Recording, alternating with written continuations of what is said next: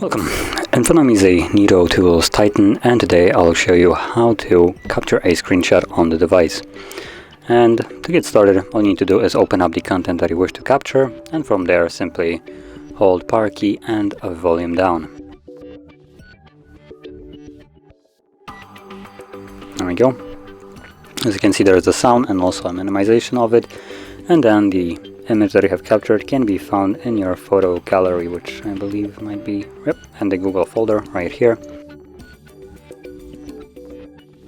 And there's the screenshot.